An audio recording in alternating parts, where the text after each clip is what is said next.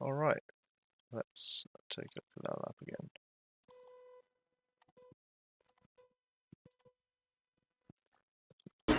So, turn one's not really a turn, but if you're getting passed by a Nissan, it can be a little bit tricky. So, this darker patch of tarmac is quite useful. So if you are being passed by a Nissan, hit this as your apex, and that gives them, well, give it a bit more space than that, but you know what I mean. Use that as a reference to leave space on the inside for a Nissan to pass you. Braking for turn 2.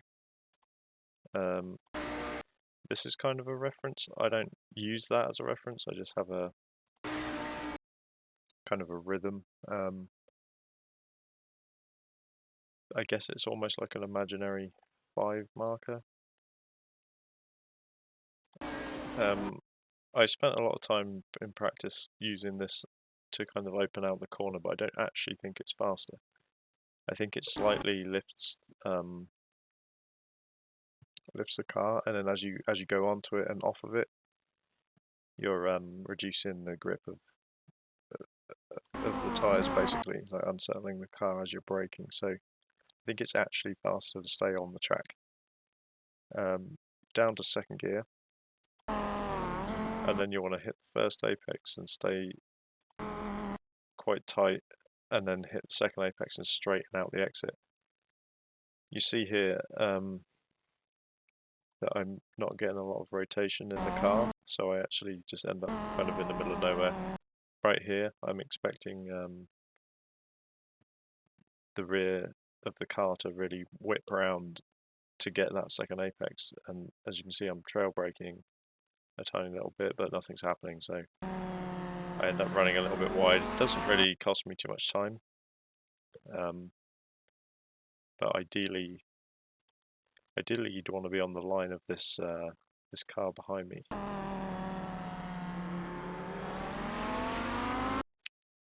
And then you'd be able to straighten up the exit a little bit more, get on the throttle earlier. So heading up into turn 3. Braking, it's kind of here again, but the reference that you can actually see a lot easier in the car is the 2 marker, but it's before the 2. So kind of a car length before the 2. I like to brake in a straight line and let the car just sort of drift naturally over the curb. Again, to widen out the entry, the whole track is about being really, really precise.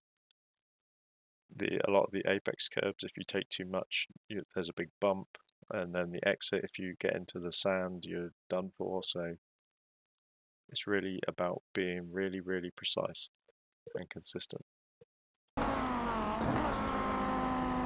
So think I was using third through here. Second works too. Really, it depends on your gearing. So as I was saying, this is about as much curb as you can take. Any more, you're going to hit this red curb and you'll bounce up in the air and it'll totally ruin your exit. So then turn 4, the setup is again to sort of come out into the middle of the track a little bit and then drift over to the left using the bit of curb to widen out the entry. Braking just before the 2. Nice and gently with the brake.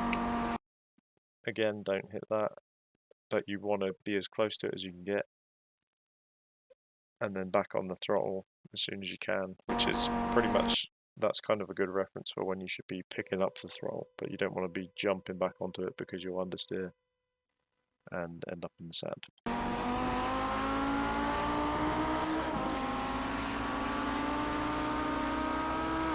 Turn 5. The bridge is a pretty good reference for that, or the 3 marker.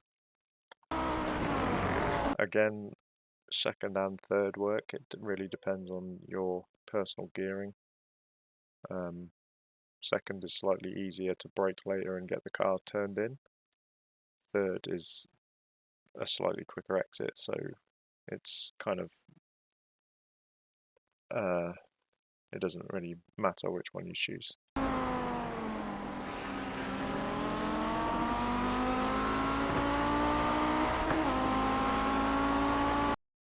Okay, so braking at the 3 or just after, down to 3rd gear here. Again, you want to be skimming the inside of this without touching it. And there's a big sort of compression right on the apex, which actually helps you turn, so you can go into this corner with a little bit more speed than you think, which makes it quite difficult to judge. So it's more than you think, but if you go in with too much, you're going to go in the sand, and it's going to be a bad day.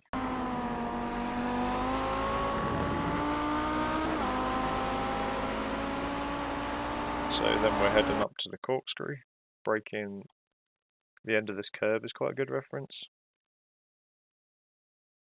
And then you'll notice if you're braking really hard, like the usual 50-60%, as you crest this hill, you'll probably lock either the fronts or the rears.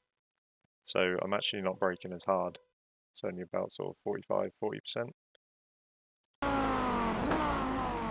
And then slightly increasing the pressure once I'm over the crest, and then into the trail braking amount of braking that we are always using. If you wait long enough, I'm assuming this wasn't a 1x. I don't know, that might have been a 1x. If you wait long enough, you can cut sort of across the back part of the sand, but if you cut it too early, you will get a 1x, and if you cut it a lot, you'll get a slowdown, particularly the right-hand apex. So if you cut this one, I would say if your ever tyres over the curb, completely over the curb, you'll get a slowdown there. So that's I mean, this is a tough corner to kind of explain. You're slowing down to 2nd gear and then treating it. I mean, there's no kind of reference. I guess I'm using these trees as a rough idea of where the other curb is, because you can't, even at this point, you can't see it. So you're kind of diving down into the corner blind, hoping you've got that lined up right. So it's just a practice thing with the corkscrew. There's not really anything I can think that I'm doing to sort of help me line anything up like in the Road Atlanta guide. Right, turn 8, I think. I don't know. I think it's called Rainy anyway. So I like to get right over to the right here, and then try and open this corner out as much as possible. And then I'm trail braking all the way down to this apex, and then as soon as I'm back on the apex, full throttle. And then braking here, the change in the surface is quite a good reference, or the start of the curb, or even the change in the surface over there. Same deal as pretty much every other corner. Don't hit that. Do get as close to it as possible. And what you kind of want to do here is get a lot of rotation right at the last moment. So you're going in quite fast, and then you whip the car around and full throttle.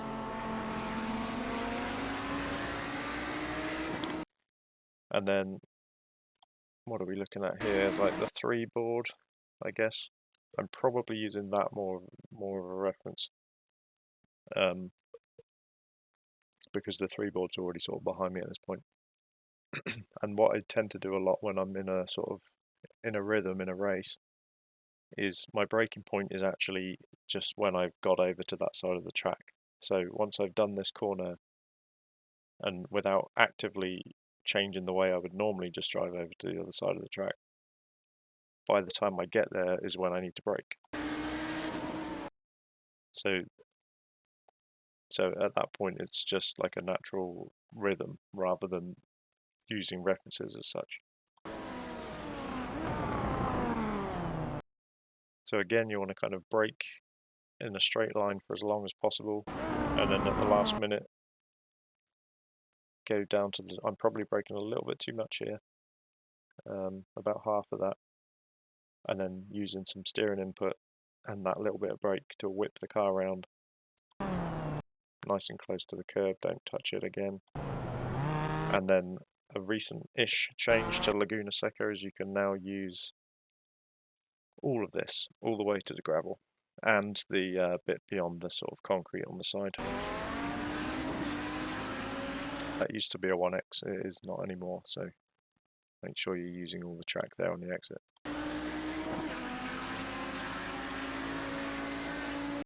Alright, that's this week's lap guide.